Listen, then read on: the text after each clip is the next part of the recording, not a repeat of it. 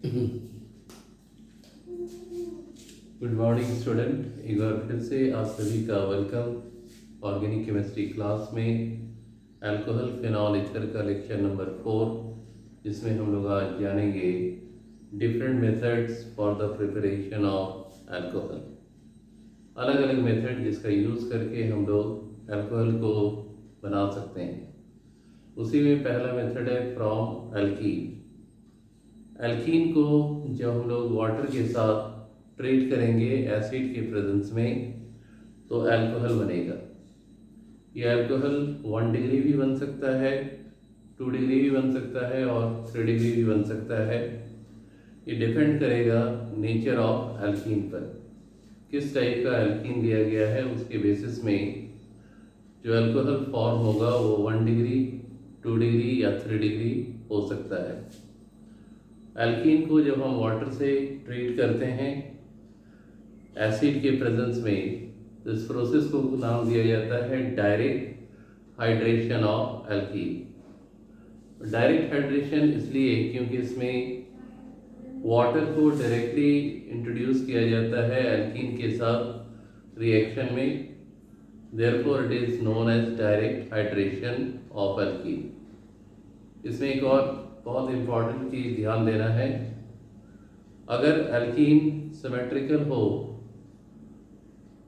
तो वाटर का जो पॉजिटिव पार्ट H पार्ट और OH पार्ट किसी भी डबल बॉन्ड कार्बन के साथ अटैच कर सकते हैं, और नहीं तो अगर एल्कीन अनसिमेट्रिकल रहा तो वाटर का H पार्ट उस डबल बॉन्ड कार्बन के साथ जाके अटैच करना है जहाँ ज़्यादा हाइड्रोजन, और नेगेटिव पार्ट वहाँ जाके अटैच करना है जहाँ कम हाइड्रोजन, मार्कोनिकॉफ रूल के अकॉर्डिंग। तो पहला यहाँ पर है प्रिपरेशन ऑफ अल्कोहल में फ्रॉम एल्कीन। एल्कीन से हम लोग अल्कोहल बना रहे हैं। मेथड का नाम है डायरेक्ट हाइड्रेशन।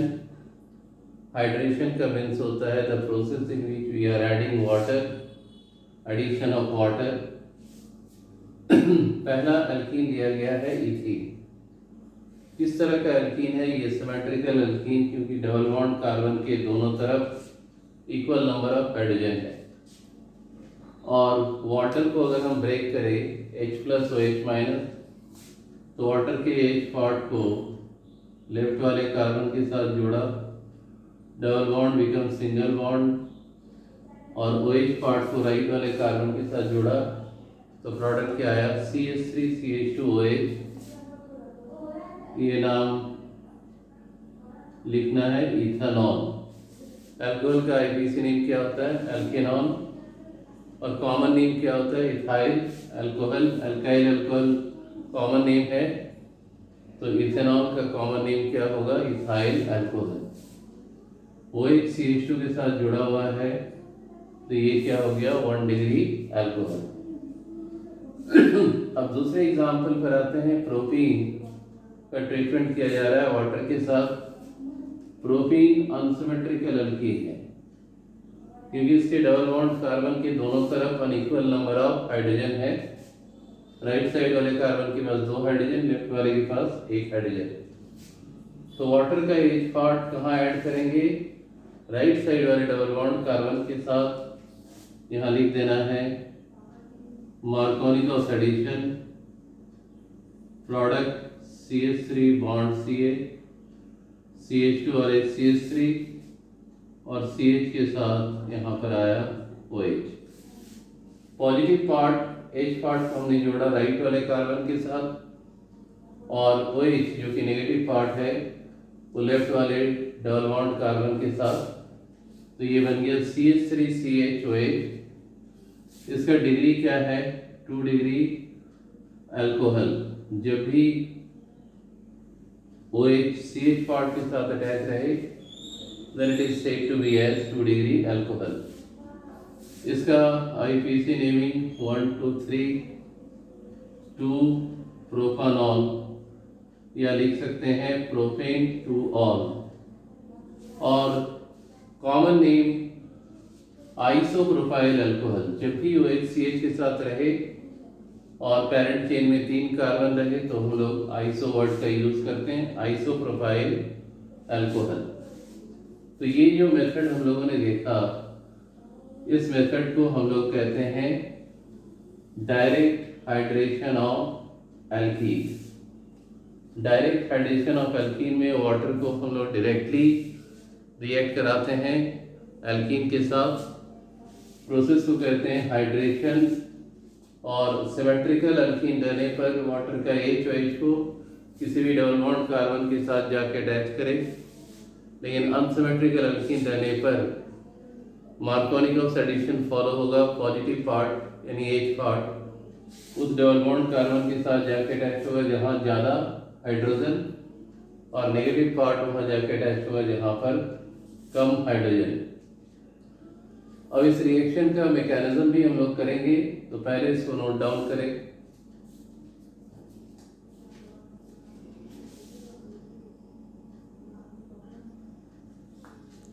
अब हम लोग आ जाते हैं मैकेनिज्म ऑफ हाइड्रेशन में, कैसे हाइड्रेशन प्रोसेस होता है। तो सबसे पहले अनसिमेट्रिकल एल्कीन जो हम लोग चूज किए थे, प्रोपीन, उसको लेना है, ट्रीट कराना है H+। यहाँ पर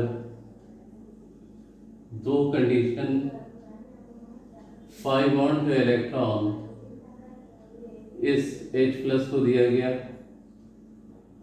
और इस H+ को हम किसी भी डबल बॉन्ड कार्बन के साथ अटैच करके देखेंगे क्या होता है। CH3 CH2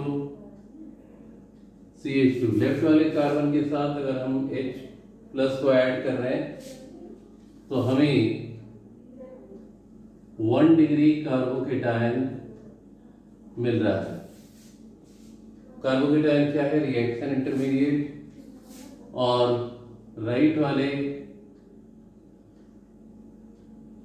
double bond carbon के साथ अगर हम हाइड्रोजन को अटैच कर रहे हैं तो हमें 2 डिग्री कार्बोकेटायन मिल रहा है। हमेशा रिएक्शन इंटरमीडिएट उसी को कंसिडर करना है जिसका स्टेबिलिटी ज़्यादा होता है। 1 डिग्री से 2 डिग्री कार्बोकेटायन हाईली स्टेबल, तो 1 डिग्री कार्बोकेटायन को हम लोग कंसिडर नहीं करेंगे। ये कार्बोकेटायन क्या हो गया? Reaction intermediate RI। जिस स्टेट में रिएक्शन इंटरमीडिएट फॉर्म होता है वो स्लो स्टेट होता है। तो जब भी हाइड्रेशन ऑफ एल्कीन करें, पहला स्टेप यह है addition of H+ ion to given alkene molecule. अब नेक्स्ट पार्ट में जो कार्बोकेटायन हायर डिग्री वाला मिला उसको लिखना है।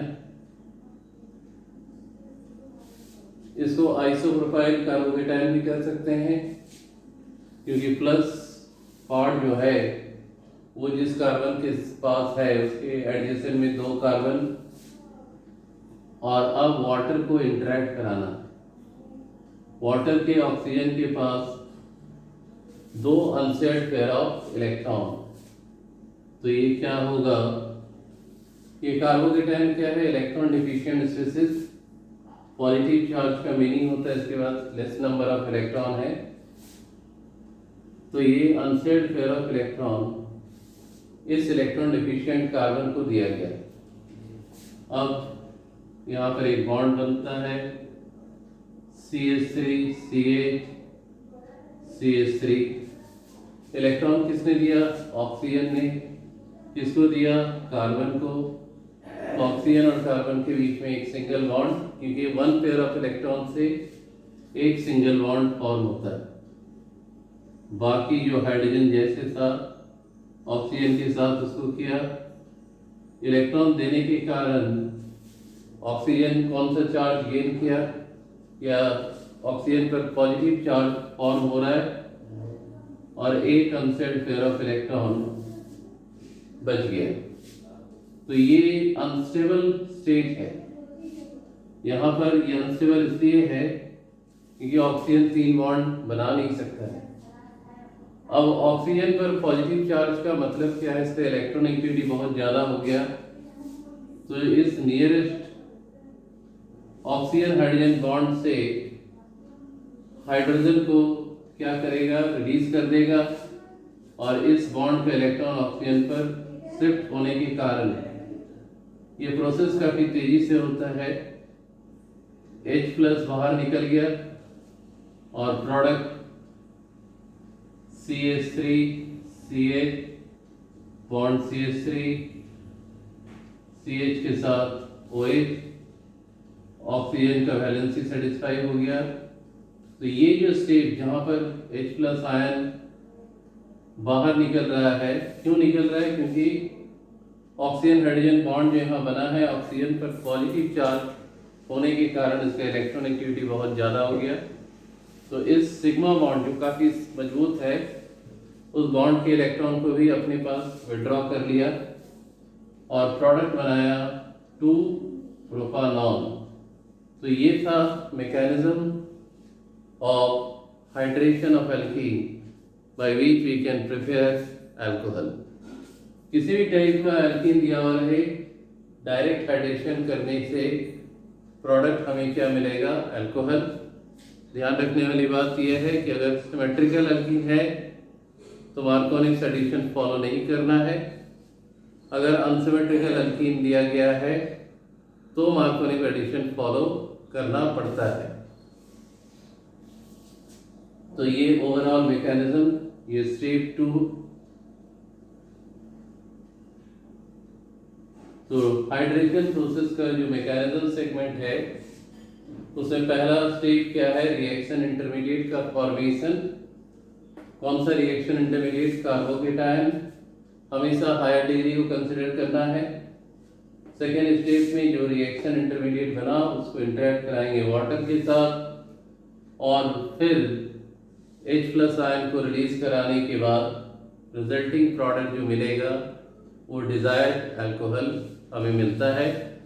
जैसा एल्कीन हम लोग लेंगे उस प्रकार का अल्कोहल जनरेट करेगा।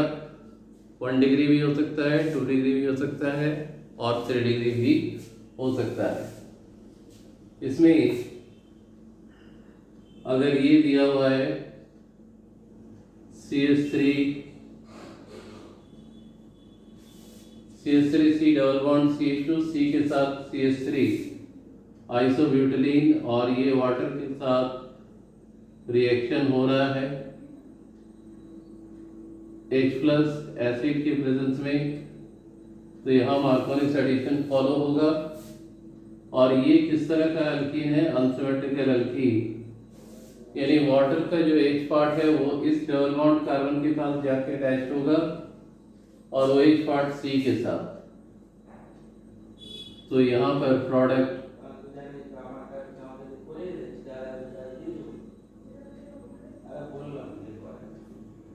इस तरीके से जो डिजायर्ड प्रोडक्ट है वो क्या आ गया, टर्ट ब्यूटाइल अल्कोहल, और इसका डिग्री क्या है, 3 डिग्री अल्कोहल। कहने का मतलब है किसी भी तरह का एल्कीन अगर दिया हुआ है और उसको हम लोग डायरेक्ट हाइड्रेशन करा रहे हैं तो हमें क्या मिलता है, अल्कोहल। जैसा एल्कीन वैसा अल्कोहल, 1 भी हो सकता है, 2 भी हो सकता है, और 3 भी हो सकता है। प्राइमरी, सेकेंडरी और 3 डिग्री अल्कोहल तीनों पॉसिबल है। तो ये पहला मेथड था जिसका यूज़ करके हम लोग अल्कोहल बना सकते हैं, hydration of alkene, direct hydration. Next part में बात करेंगे इनडायरेक्ट हाइड्रेशन ऑफ एल्कीन, और इनडायरेक्ट हाइड्रेशन ऑफ एल्कीन से कैसे अल्कोहल को हम लोग बनाते हैं। आई होप कि ये टॉपिक बहुत अच्छे तरीके से समझ में आ गया है। इसी प्रकार के कंटेंट के लिए चैनल को लाइक, शेयर और सब्सक्राइब करना ना भूलो, और कमेंट में अपना क्वेश्चन को डाल सकते हो। Thank you for watching.